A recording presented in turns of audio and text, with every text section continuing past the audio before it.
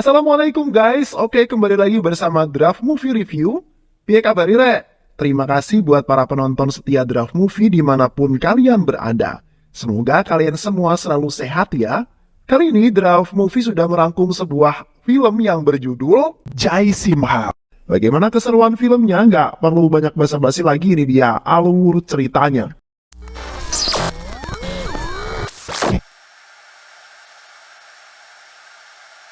Sebuah sekolah tingkat dasar sedang berlangsung proses belajar mengajar dengan tema kekeluargaan. Setiap anak harus membuat cerita tentang keluarganya. Salah satu siswa itu adalah Narasimha yang menceritakan kenangan tentang emaknya yang sudah meninggoy. Narasimha adalah seorang yatim piatu yang berteman dengan Gauri di sekolahnya. Gauri adalah putri kepala sekolah yang ada di sekolahnya. Narasimha dilarang masuk ke sekolah setelah dia berkelahi akibat dirinya diejek tidak memiliki keluarga. Dia tumbuh besar di panti asuhan dan memiliki usaha bengkel mobil yang sudah cukup besar dan berhasil. Bersama dari kecil hingga dewasa, membuat Gauri dan Narasimha memiliki perasaan yang lebih dari sekedar seorang sahabat. Suatu hari, Narasimha terjebak kemacetan. Ternyata di depan sedang terjadi demonstrasi untuk menjadi anggota parlemen dari partai yang dilakukan oleh anak buah putra Rami Reddy yang bernama Ravi Shankar Reddy. Aksi tersebut menghalangi lalu lintas hingga mengakibatkan kematian seorang wanita yang berada di dalam ambulans. Melihat kesedihan pasangan suami istri yang telah kehilangan anak tercintanya, Narasimha turun dari motor dan membubarkan demonstrasi tersebut.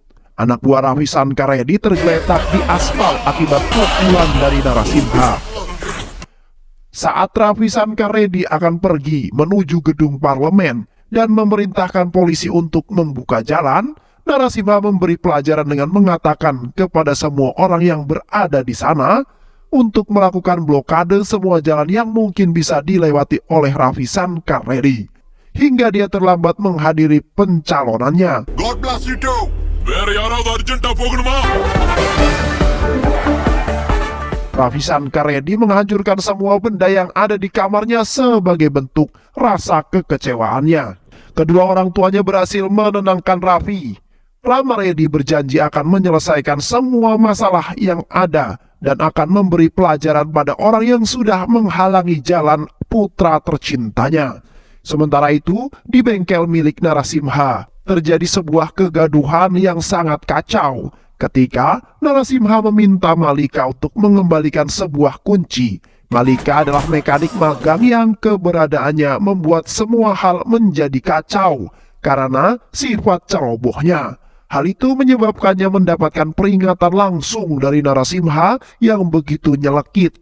Malika berjanji tidak akan melakukan kecerobohan lagi. Itulah yang dikatakan Malika. Apa yang terjadi pada Ravi Shankar Reddy tersebar dengan cepat lewat media massa. Hal tersebut membuat Menteri Pusat Vira Raghava Reddy merasa malu dengan melemparkan undangan yang telah dicetak.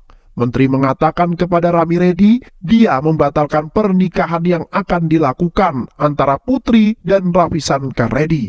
Tentu saja, hal ini kemudian membuat Rami Reddy marah. Malu begitu juga dengan putranya yang merasa sudah kehilangan harga diri, kemudian lalu bunuh diri. Jasadnya pertama kali ditemukan oleh pembantunya setelah membuka pintu depan rumah milik majikannya tersebut. Seluruh penghuni rumah yang ada mendengar teriakan segera keluar dan melihat tubuh Ravi Shankar yang telah tergantung tepat di tengah-tengah rumah lantai 2 yang membuat marah Rami Reddy.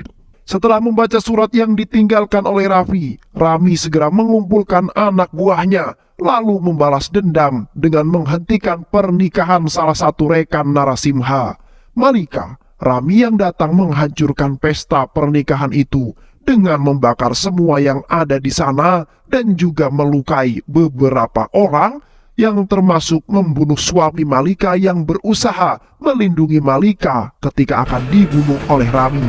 Narasimha yang baru saja datang terkejut karena keadaan tempat pernikahan yang berantakan dan terbakar di mana-mana. Beberapa temannya menghampiri dan mengatakan jika Rami yang melakukan hal ini untuk membalaskan dendam akan kematian sang anaknya. Malika hanya bisa terdiam meratapi nasibnya yang kehilangan suami di hari pernikahan tersebut. Narasimha yang marah mendatangi kediaman Rami dan satu persatu mengalahkan anak buah Rami, menghancurkan isi rumahnya dan juga melukai Rami.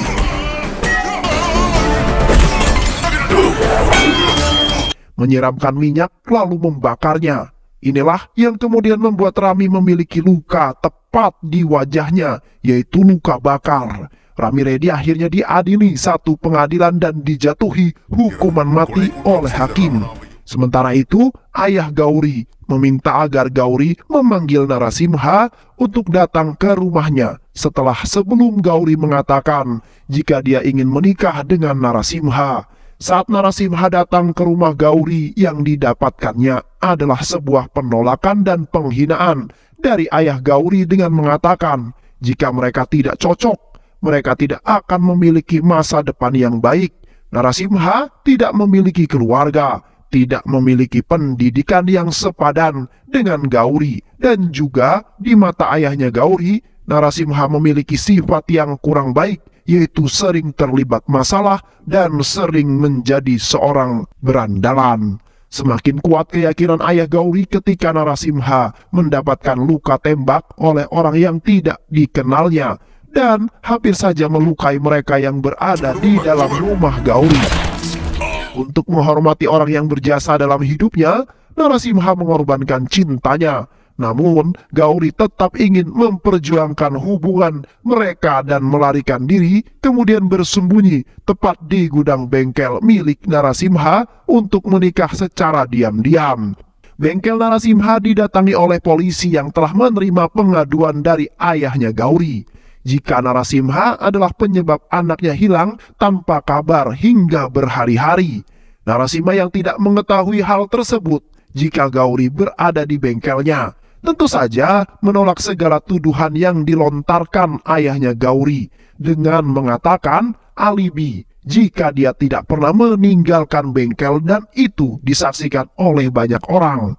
Sepeninggal ayahnya Gauri dari bengkel, Narasimha menatap tajam semua temannya karena dia yakin salah satu temannya mengetahui di mana Gauri berada saat ini. Untuk menyelesaikan permasalahan tersebut, Narasimha kemudian mengambil sebuah keputusan untuk menikah dengan Malika, seorang gadis cantik yang lumayan semok. Semua temannya terkejut ketika Narasimha membawa Malika ke bengkelnya dengan sudah memakaikan gaun pengantin dan sindur di dahinya Malika. Gauri keluar dari gudang dengan senyum mengembang, namun perlahan kemudian memudar dari wajahnya karena melihat Narasimha dan Malika yang sudah menikah. Tak banyak bicara, Gauri mengungkapkan rasa kecewanya dan juga mengucapkan selamat sebelum akhirnya dia memutuskan untuk pergi dari bengkel Narasimha dengan rasa kecewa yang sangat berat memukul hati Gauri. Seiring perjalanan waktu, Narasimha dan Malika dapat sama-sama berdamai dengan sebuah keadaan yang mereka alami. Mereka menjalani pernikahan dan hidup bahagia tentunya.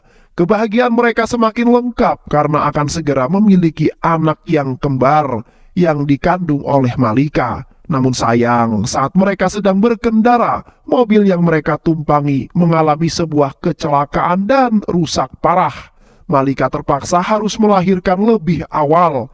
Mereka sangat bahagia. Malika berpesan pada Narasimha untuk menjaga anak-anak tercinta dan menyayangi mereka sebelum menghembuskan nafas terakhir tepat di rumah sakit. Saat sedang di rumah sakit, ayah Gauri menangis mendengar kabar jika cucunya tidak bisa diselamatkan di dalam kandungan Gauri. Narasimha yang tidak tega melihat rasa kehilangan gurunya memutuskan memberikan satu putra kepadanya dan pergi bersama putra yang lainnya. Ayah Gauri berusaha mengejar Narasimha saat mengetahui dari seorang suster yang memberikan bayi tersebut kepadanya. ayah Gauri hanya bisa menatap kepergian Narasimha dengan pilu karena rasa bersalah dan mengucapkan terima kasih. Sedangkan di dalam ruangan Gauri shock karena tidak mendapati anaknya di keranjang bayi dan berusaha untuk melepaskan infus di tangannya. Di saat ayahnya datang membawa bayi dan mengatakan jika bayi tadi dibawa untuk diperiksa oleh suster. Gauri memeluk bayi yang dianggap anaknya dengan penuh haru dan kasih sayang. Di sebuah stasiun kereta api, Narasimha berniat melakukan perjalanan dengan kereta api, mencari tempat tinggal baru dan hidup damai dengan putranya tercinta. Kumbakonam adalah tempat yang dipilih oleh Narasimha untuk membesarkan putra tercintanya. Di Kumbakonam, Narasimha mengunjungi kuil untuk berdoa dan mencari sebuah pekerjaan. Sang pendeta secara tidak sengaja tersentuh oleh bayi tersebut yang kemudian menimbulkan perdebatan karena perbedaan golongan yang ada di sana. Mendengar keributan tersebut, sekretaris kuil Dharmakarta menengahi dan menyarankan agar sang pendeta segera memulai sebuah upacara. Dharmakarta tertarik dengan anak Narasimha dan menggendongnya.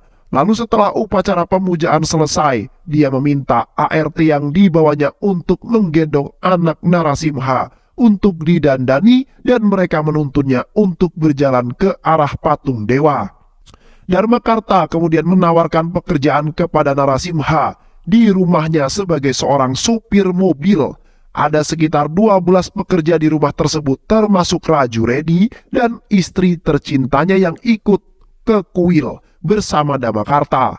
Sesamanya di rumah, Raju terkejut karena melihat Narasimha keluar dari mobil tuannya dan juga istrinya yang menggendong seorang bayi laki-laki yang sangat lucu dan imut tentunya.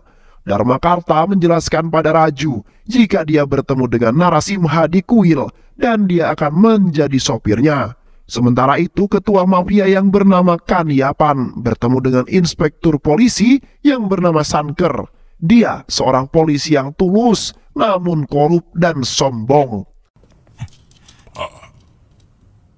Suatu hari Putri Dharmakarta, Danya, pulang ke rumah dalam keadaan mabuk yang berakhir dengan menabrak pot bunga.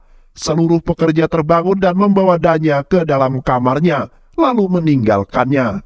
Keesokan harinya, Raju membawa Narasimha untuk berkeliling kota karena sebagai seorang sopir, dia harus paham jalanan yang akan dilewatinya. Mengikuti instruksi Raju, cara mengendarai mobil menjadi ugal-ugalan dan hampir saja mencelakai seorang emak-emak dan anaknya yang akan menyeberang di pinggir jalan. Di saat inilah, untuk pertama kalinya, Narasimha bertemu dengan inspektur polisi yang sedang melakukan sebuah razia. Namun, Narasimha menabrak mobilnya dan terjadilah sebuah perdebatan kecil di antara mereka. வேண்டாம் sir, இதுதான் என் வண்டி number, இது என் driving licence. Malam hari di kediaman Dharmakarta, para ART yang sedang berkumpul di luar merasa keheranan dengan tingkah Danya yang ketakutan setelah keluar dari mobil dan meminta agar penjaga pintu segera menutup pintu. Narasimha melihat bagian depan mobil Danya mengalami rusak, yang kemudian segera memahami situasinya. Keesokan harinya, Kanyapan dan anak buahnya membuat sebuah keributan dan anak buahnya membuat keributan di rumah Dharmakarta dengan menjelaskan bahwa mobil yang menabrak saudaranya berada di rumah Dharmakarta. Kanyapan berteriak agar pemilik mobil itu keluar. Dia ingin membalas dendam dan di dalam rumah Danya ketakutan. Lalu dia memberitahu orang tuanya jika dia semalam telah menabrak seseorang. Ibunya yang emosi lalu menampar Danya untuk meluapkan rasa kecewanya atas kelakuan anak tercintanya. Dharmakarta melarang Danya untuk keluar. Dharmakarta keluar dan untuk menyelesaikan masalah yang ditimbulkan anak tercintanya. Namun, Narasimha disalahkan dan dipukuli karena sudah mengaku jika dialah yang telah mengemudikan mobil tersebut. Narasimha mengalami beberapa luka di tubuhnya. Apa yang dilakukan Narasimha membuat Danya jatuh cinta padanya. Dharmakarta hendak bersujud di kaki Narasimha, namun segera dihalangi olehnya. Dharmakarta berterima kasih dengan apa yang telah dilakukan oleh Narasimha. Bagi Narasimha, apa yang telah Dharmakarta lakukan untuknya dan anaknya sudah lebih daripada cukup. Di rumah Dharmakarta, Raju mengambil tas yang dibawa oleh salah seorang ART dari dalam rumah untuk dibuang. Dia penasaran dengan isinya karena ART itu mengatakan jika Danya yang menyuruhnya untuk membuang tas tersebut, isinya adalah bubuk putih yang terbungkus kertas koran. Raju mencoba isinya dan ternyata itu membuatnya merasa melayang dan mulai bertindak berani tanpa melihat siapa yang diajaknya berbicara. Bahkan pada saat Dharmakarta pun dia berani berbicara sembarangan. Kesadaran Raju kembali ketika Narasimha dan Danya kembali dari kuil karena untuk mengembalikan kesadaran Raju, Narasimha menamparnya dengan keras seperti orang linglung. Raju bertanya apa yang sedang terjadi sebenarnya. Sementara itu, Menteri Pusat Jayaprakash Reddy mengunjungi kuil. Dia akan memberikan persembahan berupa uang kepada dewa. Namun saat akan diterima oleh Kepala Pendeta Jayaprakash menolaknya. Dia mengatakan jika akan meletakkan sendiri persembahan tersebut. Tentu hal itu menimbulkan masalah karena hanya golongan Brahma saja yang boleh memasuki tempat dewa. Jayaprakash memerintahkan kepada Inspektur Polisi Sanker untuk mengamankan Kepala Pendeta dan hal yang dilakukan Inspektur Sanker adalah menampar Kepala Pendeta. Hal ini mengakibatkan demonstrasi dari kaum Brahmana. Mereka menuntut permintaan maaf dari Inspektur Polisi Sanker. Narasimha mendatangi kantor polisi yang tempat berdemonstrasi berlangsung bersama sekretaris untuk menyelesaikan permasalahan yang ada. Namun saat sekretaris diperlakukan dengan kasar, membuat para demonstran melakukan perlawanan dan terjadilah sebuah kekacauan. Narasimha memaksa inspektur untuk meminta maaf terhadap apa yang sudah dilakukannya kepada Kepala Pendeta dan juga para demonstran yang ada di sana. Setelah dia menembakkan beberapa peluru di dekat kaki inspektur, akhirnya Inspektur Polisi Saren meminta maaf di hadapan mereka semua. Kejadian ini disiarkan langsung oleh media dan disaksikan oleh Rami Reddy. Begitu melihat Narasimha, emosinya tidak dapat ditahan lagi, sehingga polisi yang ada di sana segera mengamankannya. Istri Rami Reddy dan pengacaranya datang mengunjunginya di penjara. Namun mereka membawa berita yang kurang menyenangkan untuk Rami mengenai jaminan pembebasan bersyarat yang ditolak oleh pengadilan. Sang istri yang membawa kabar itu pun akhirnya meninggal di tangan Rami dengan leher tercekik tali akibat ditarik oleh Rami. Polisi yang ada di sana tidak dapat membantu istri Rami lepas dari cekikan tersebut. Di rumah Dharmakarta, Narasimha berencana untuk menyekolahkan anak tercintanya. Dia mendatangi sekolah anak-anak dan meminta menunggu pemiliknya untuk berkonsultasi. Ternyata pemiliknya adalah Gauri dan ayahnya, sehingga Narasimha bersembunyi dari mereka. Dia hanya bisa melihat dari kejauhan orang-orang yang dia sayang dari masa lalunya. Narasimha memutuskan pergi dari sana. Sementara itu, Inspektur Sanker yang merasa telah dipermalukan mencari informasi mengenai Narasimha. Dia mendengar kabar jika Narasimha dan Kaniapan berselisih. Inspektur merencanakan sesuatu dengan membunuh saudara laki-laki Kaniapan yang terbaring koma di rumah sakit setelah sebelumnya ditabrak oleh Danya. Inspektur Sanker membuat saudara laki-lakinya Kaniapan keracunan gas karbon dioksida yang disalurkan dari kendaraannya lewat saluran oksigen dari ruang penyimpanan oksigen yang langsung terhubung dengan ruangan di rumah sakit.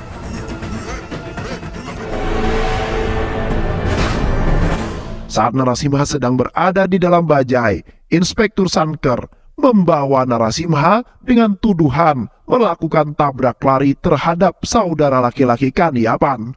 Saat mereka dalam mobil, tanpa sengaja Narasimha melihat anaknya sedang dalam gendongan salah satu anak buah Kaniapan.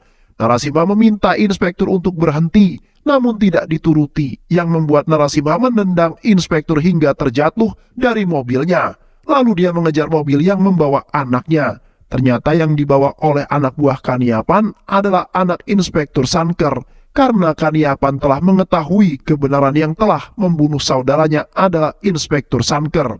Kaniapan yang mengirim anak buahnya untuk membawa putra inspektur yang mirip dengan putra Narasimha. Berpikir bahwa putranya dalam bahaya, Narasimha melakukan perlawanan pada anak buah Kaniapan untuk menyelamatkan bayinya.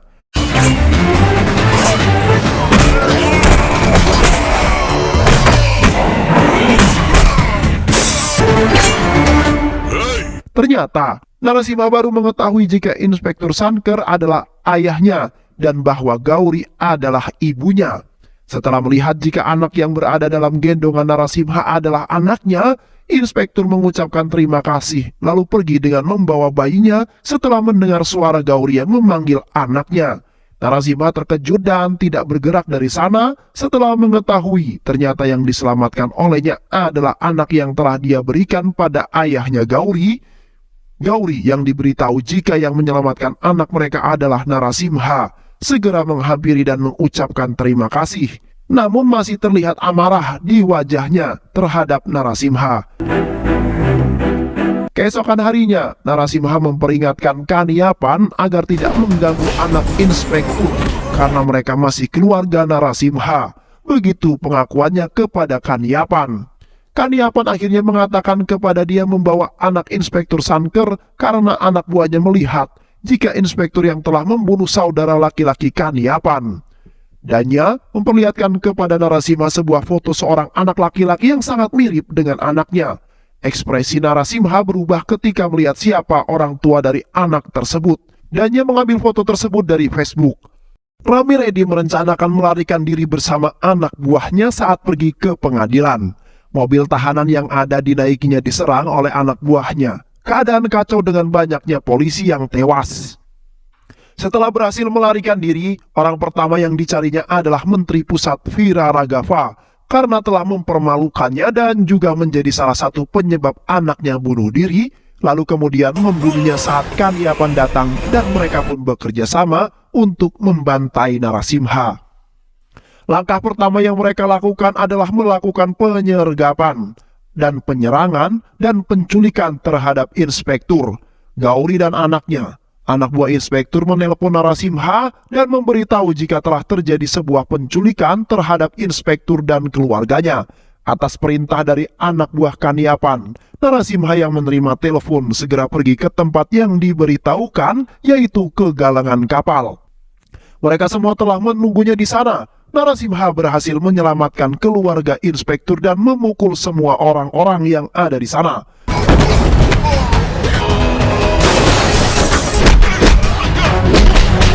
Rama Reddy berhasil digantung namun masih dapat berpijak pada kap mobil hingga saat Kaniapan menembak inspektur dan Gauri yang kemudian jatuh tak sadarkan diri. Melihat itu, Narasimha melemparkan besi yang tepat mengenai perut Kaniapan yang terdorong ke belakang hingga mobilnya yang dijadikan pijakan Rama Reddy bergeser yang mengakibatkan Rama Reddy tewas tergantung.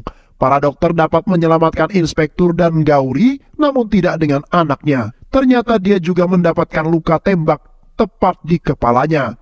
Ayah Gauri bersedih karena cucu kesayangannya telah tiada, dan dia juga harus bersiap menghadapi Gauri yang pasti tidak akan sanggup kehilangan anak tercintanya. Sekali lagi, sang guru meratapi nasibnya.